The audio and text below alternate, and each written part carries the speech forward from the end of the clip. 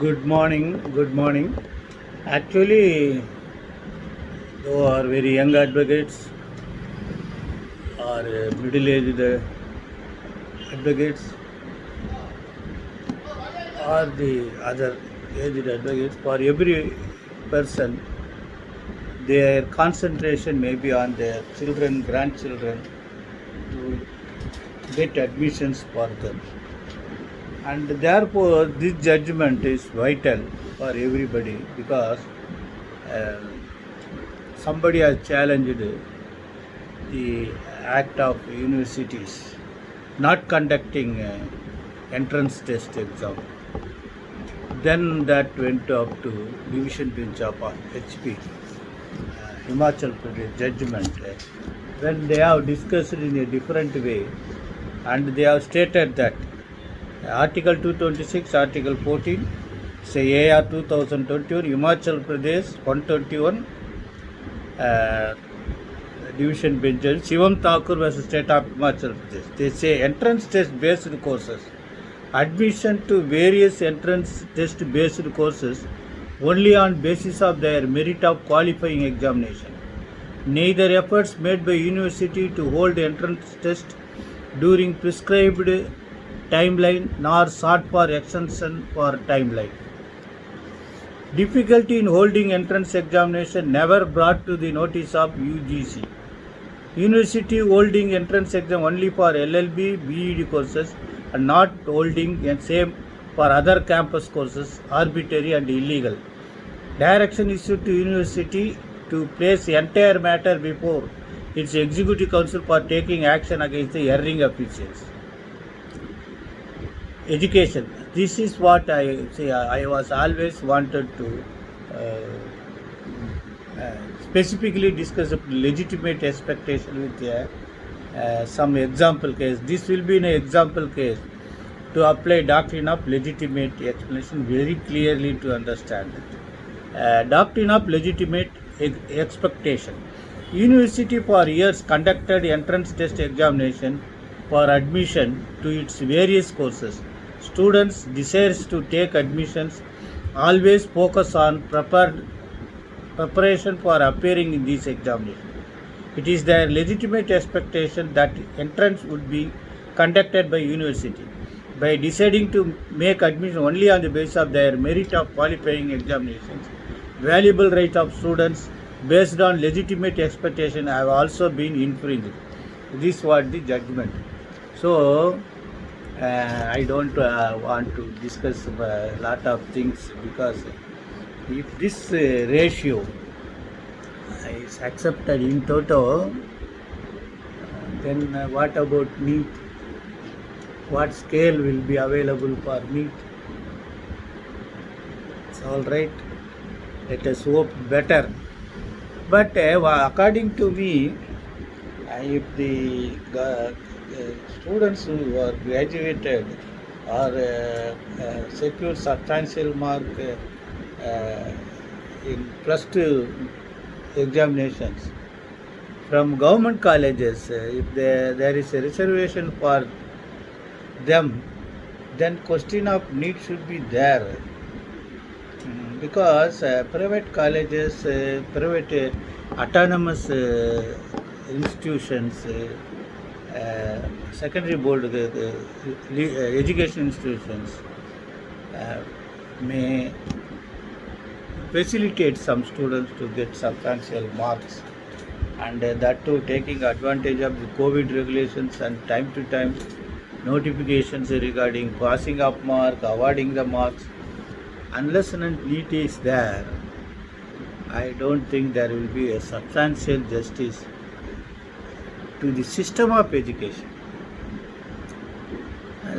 It must be there. Otherwise, one thing is that by coming across a multi number of graduates, the students who secured pass in +2 examinations, when I go through their mark sheets and subjects they are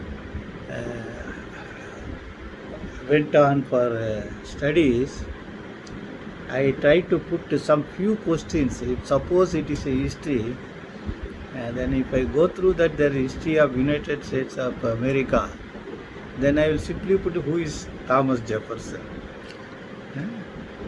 There may not be any answer. It is very unfortunate. Our for your example, see when I completed SSLC, because we were there up to 1969 to 70. Up to 11th standard SSLC, thereafter we have to go to pre-university, go to PUC. My education system was much good, so that it still helps me. If suppose if I put your questions to this new entrant, the big graduates, say for 10,000 rupees, 3 years, 24 interest, how much comes, they will think about it. They forgot about the very easy method, PNR by 100, that was taught to us. P means principal, N means number, R means rate. Number means for how many months are here. If it is months, that should be divided by 2, because if you say 100% means it's only annual. 100% interest means must be an annual, PNR by 100. And nobody is having that answer immediately. It is very easy to calculate the interest, PNR by 100. And pro rata basis, everything, they simply tremble to quick to answer. I do not know why. So that's what I say, there is a difference between learning and education. Learning means you are being taught. Education means after your learning, your exhibition of knowledge by any mode is education. That's why they say educated man. That means he is capable of expressing his thoughts. Therefore, will be far better. This education system is reverse back. To some extent, they are not supposed to be handled with calculator. I don't think if they may be allowed to use calculator after when from 10th onwards, 10th standard onwards. Before that, they should be manually allowed to multiply, deduct, all those things should be there. This is otherwise, if suppose for out of 2000, if anybody secures 1,150, then if I ask them what is your percentage, they are struggling to calculate, then they will go to calculation. It's okay, but I hope something should be done to the system which was prevailing in 60s and 70s, and at present what is that. Even for primary things, for the plus 2 student who secured 80% mark in English, when I dictate, they simply write small letters even for the names. When they commences the sentence, they are not in a position to commence the sentence with the capital letter. They are not understanding where to put this capital letter, where not to put this capital letter. And simple things, after did not, there may not be a participle.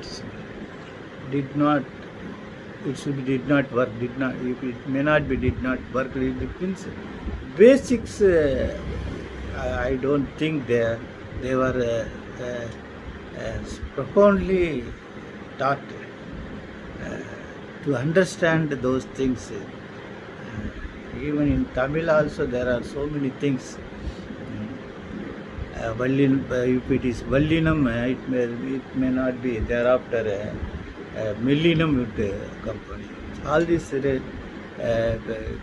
grammar necessary things are there. What the best?